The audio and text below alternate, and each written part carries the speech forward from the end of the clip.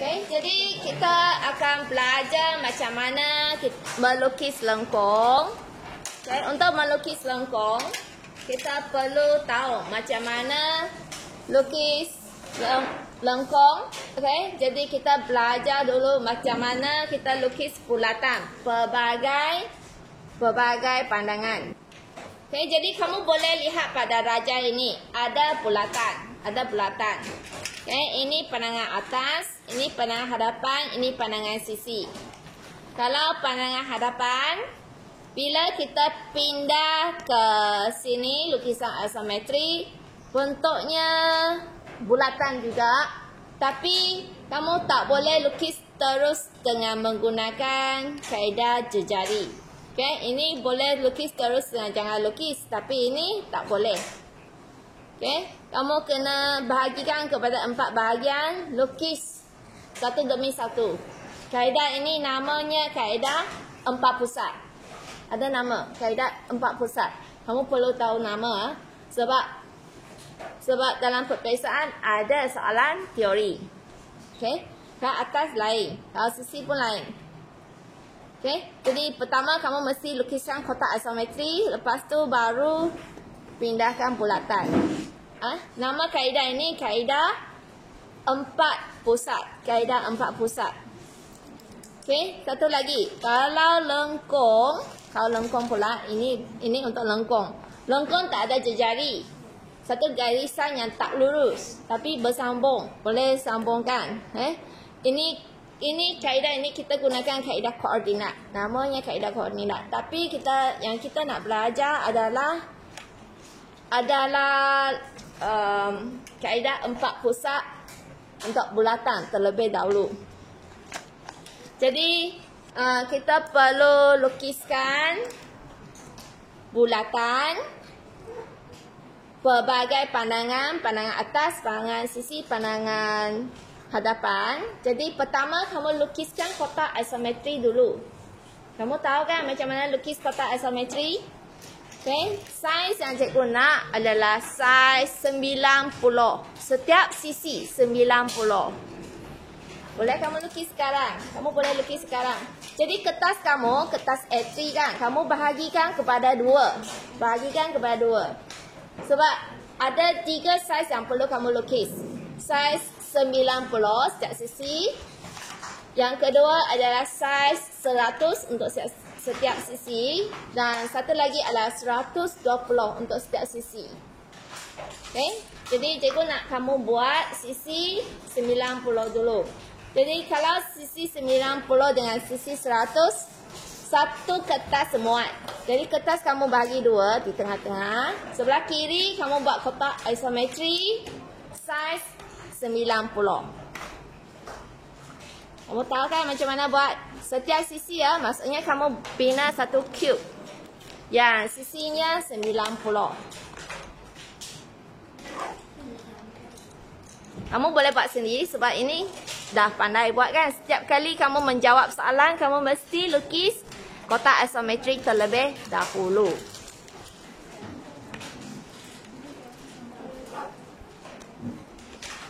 Ingat gunakan 30 darjah.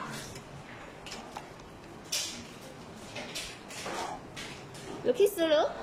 Cikgu rasa kamu pandai lukis. Lukiskan satu kotak isometri. Saiz 90. Dan ini cikgu takkan terangkan sebab kamu sudah pandai buat. Nanti yang cikgu nak terangkan adalah cara untuk melukis bulatan. Ini gunakan garisan binaan ya. Sebab ini bukan jawapan lagi. Ini cuma kotak isometri sahaja. Gunakan garisan binaan, iaitu pensel 2H. Pensel 2H, pensel yang tak terang.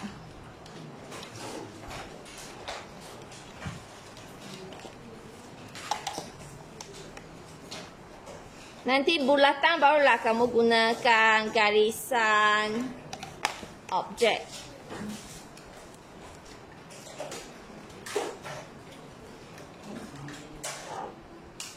Lukisan kamu jangan tapaknya jangan ke atas sangat. Kalau tidak tak cukup ruang.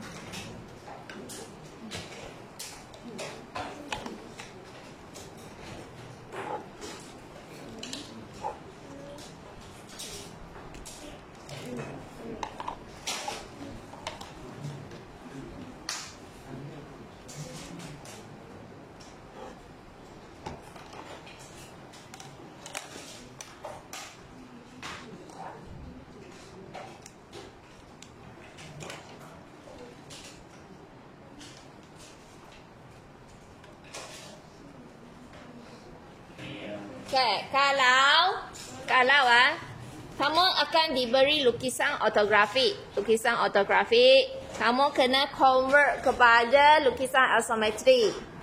Okay, jadi bulatan yang diberi mungkin berada di atas, pandangan atas. Kalau berada di atas, bila kamu pindahkan ke kotak isometri, ini kotak isometri kamu ya. Katakan ini kotak isometri kamu. Jadi bila kamu pindah ke kotak isometri, ini pandangan atas ya. Pandangan atas, dia akan jadi macam ni. Ini yang kamu akan nampak. Okay, jadi sekarang kita nak lukis ini ke sini. Okay, gunakan kaedah 4 pusat. Cara untuk melukis atas lain dengan sini. Berbeza sikit. Okay, jadi langkah yang pertama, kamu kena bahagikan garis ini kepada 2, bahagi 2. So, sisi ada 90. Separuh maksudnya berapa? Berapa? Separuh untuk 90 ialah 45 kan? Jadi, kamu ukur telus 45. Letakkan kaki di sini, kamu tandakan 45, 45 dan seterusnya kamu lukiskan garis. Bahagikan kepada 2. Okey, jadi gunakan peralatan kamu, lukiskan garis bersudut 30 darjah untuk bahagikan bahagian ini kepada 2 bahagian. Sebelah sini pun sama. Bahagikan kepada 2 bahagian.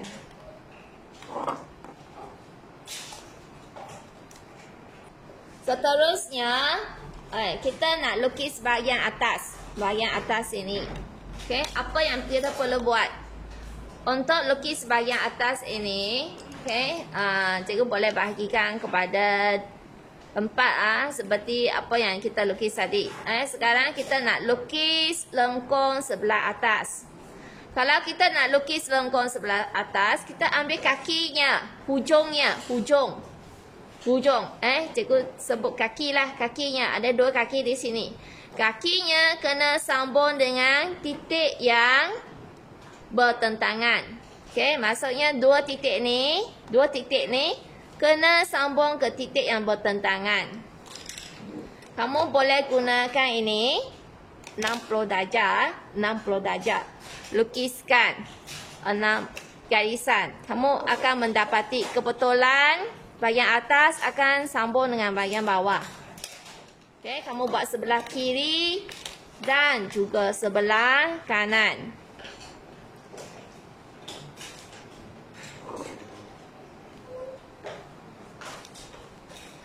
Okey, kamu akan mendapat bentuk V.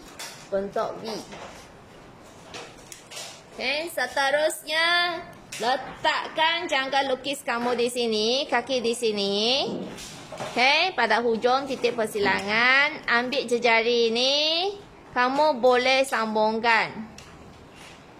Okay, jadi ini gunakan garisan objek. Garisan yang jelas, sebab ini adalah bulatan yang kamu hendak lukis. Okay, yang lain semua garisan binaan, cuma ini saja garisan objek. Sebab itulah bulatan yang kamu hendak berlukis.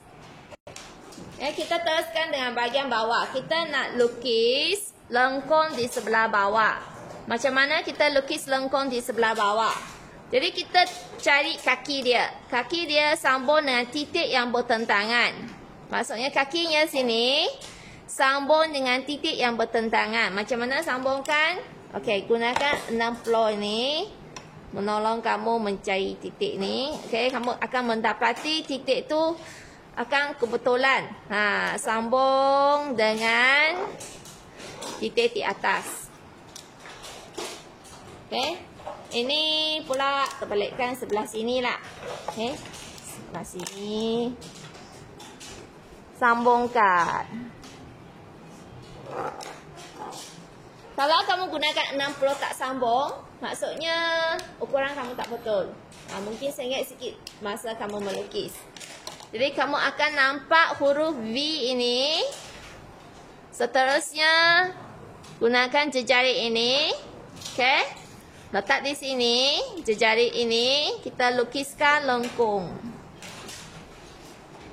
Ini lengkung. Ini gunakan garis objek. Okay, dan seterusnya kita nak buat bahagian sisi yang kecil. Sisi adalah bulatan yang kecil. Sisi ya, bulatan yang kecil.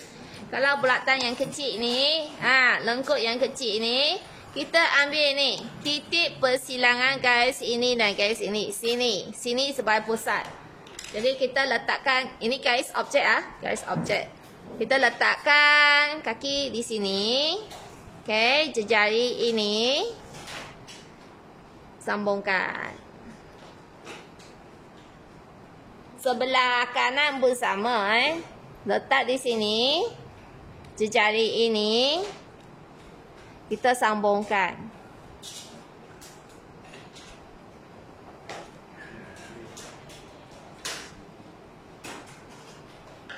Gunakan garis objek. Sekarang kita buat pandangan sisi pula. Untuk pandangan sisi, pandangan sisi bukan pandangan sisi. Kita buat pandangan hadapan terlebih dahulu. Pandangan hadapan ada di bawah atas. Sekiranya bulatan ada di pandangan hadapan. Ini pandangan hadapan. Ini atas, ini hadapan, ini sisi. Sekiranya bulatan ada di pandangan hadapan, maksudnya ada di sebelah sini. Okey, ada di sebelah sini. Kamu boleh bahagikan. Bahagikan macam ini. Okey, ini kecil.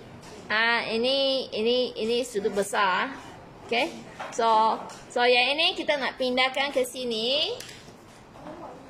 Sama juga kaedah. Kamu sudah ada titik tengah. Yang ini sudah ada. Ini boleh kamu terus sambung ke bawah.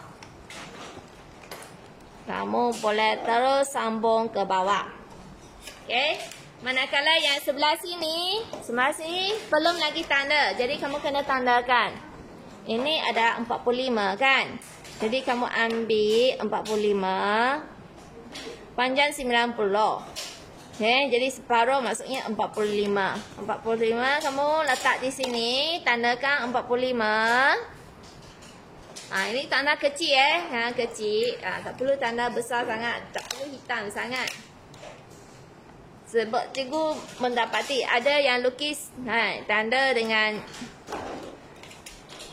garisan objek pula. Jadi tandakan, kamu sudah boleh buat garisan. Sekarang cikgu nak kamu bezakan sudut cakar dengan sudut tirus. Apakah sudut cakar? Apakah sudut tirus? Okey, kamu tengok ni sisi ni ada yang kecil, ada yang besar. Kalau besar maksudnya sudut ini lebih daripada 90 darjah. Ini kita panggil sudut cakar. Okey, nama sudut cakar. Kamu tulislah di sini. Tulis di sini, jangan tulis di sini Kamu boleh buat catatan di sini.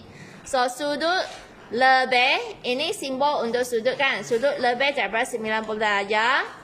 Sudut ini sudut cakar. Okey, ini besar sudut yang besar. Manakala yang kecil ni, kamu buat catatan di sebelah lah. Okey, manakala yang ini, yang kecil ni macam apa Apa ni?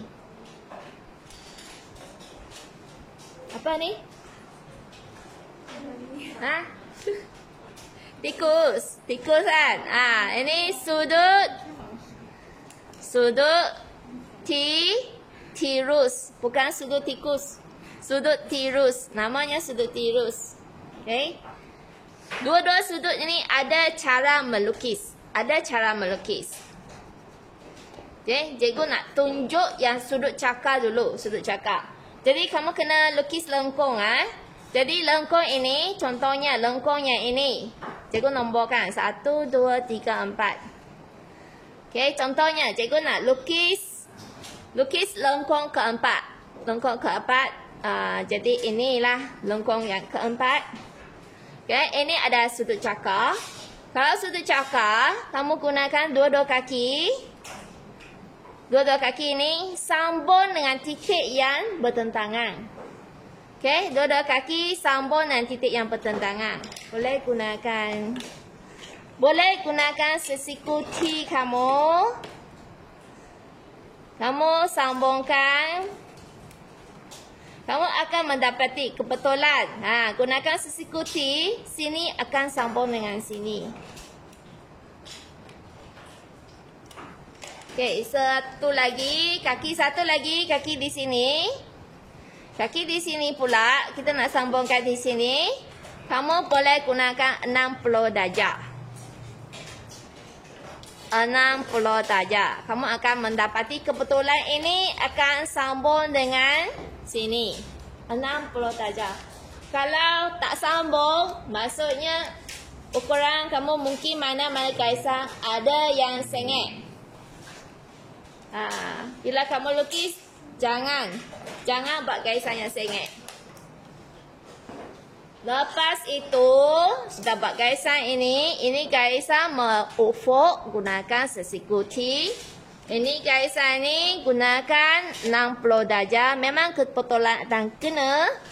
Sebab kamu gunakan perangai isometrik 30 darjah, 30 darjah. Nak lukis lengkung, kita letakkan jangka lukis di sini. Jangka lukis di sini. Jejari mana? Jejari yang ini. Jejari yang ini.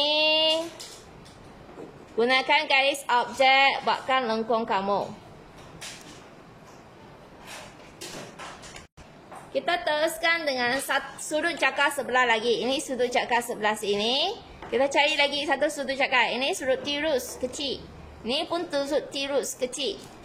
Ini sudut yang besar, lebih daripada 90 darjah. Okay, jadi ini kita nak lukis lengkung yang ini.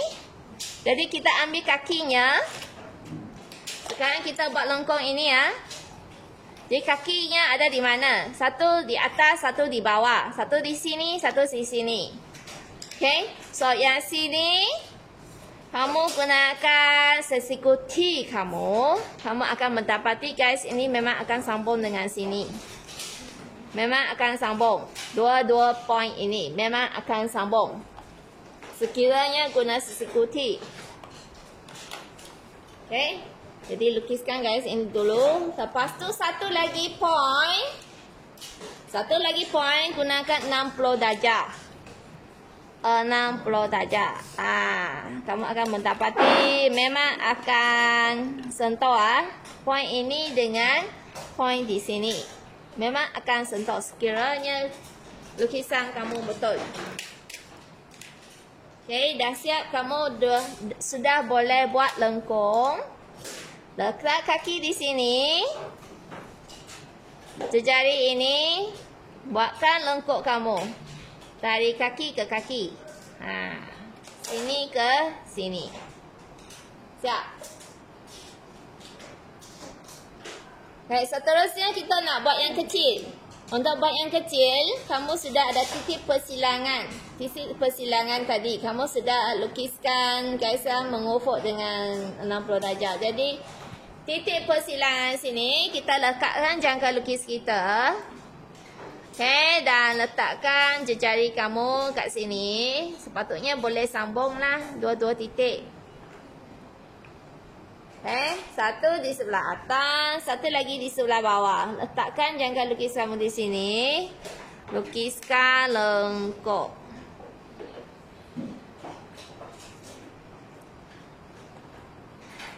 Okay, sebelah sebelah sisi, pandangan sisi.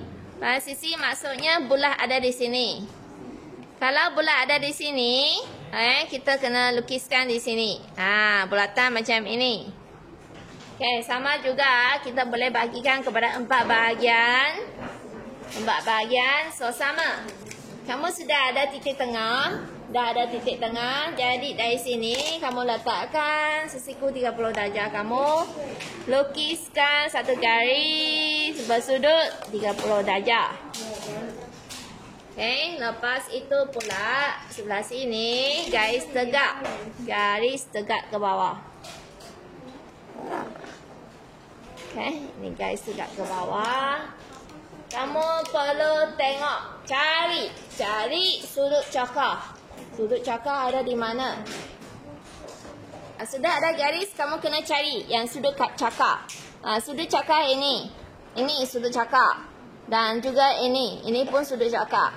Kita buat sebelah sini dulu, sudut cakar yang ini. Kita nak buatkan lengkung macam ini ya. Maksudnya sini sudut cakar. Okay, so kita ambil kaki. Kita ambil kaki. Kaki sebelah bawah ni kita nak sambung dengan titik bersebelahan. Titik bertentangan. Okay, jadi kita gunakan sesiku T. Kamu akan mendapati. Titik ni boleh sambung dengan poin yang bertentangan. Memang boleh sambung.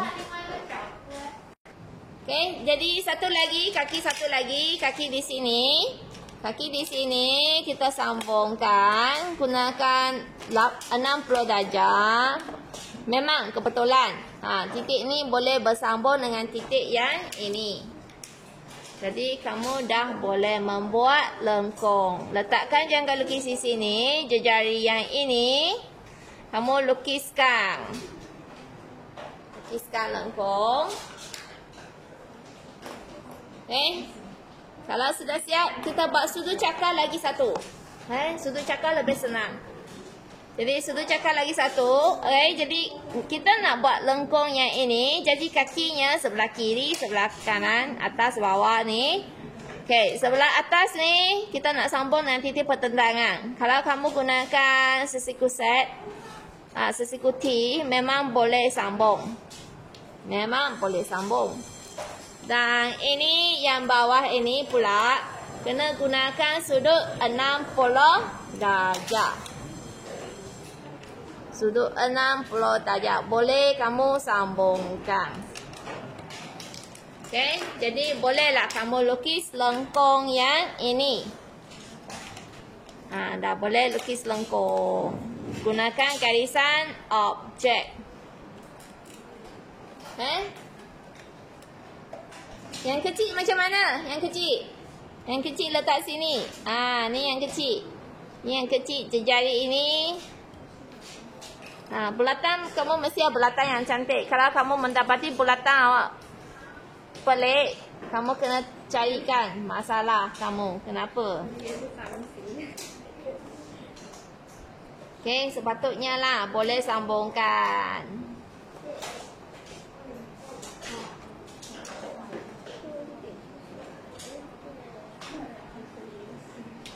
Okay, inilah cara kita membina bulatan untuk pandangan atas, hadapan dan juga sisi.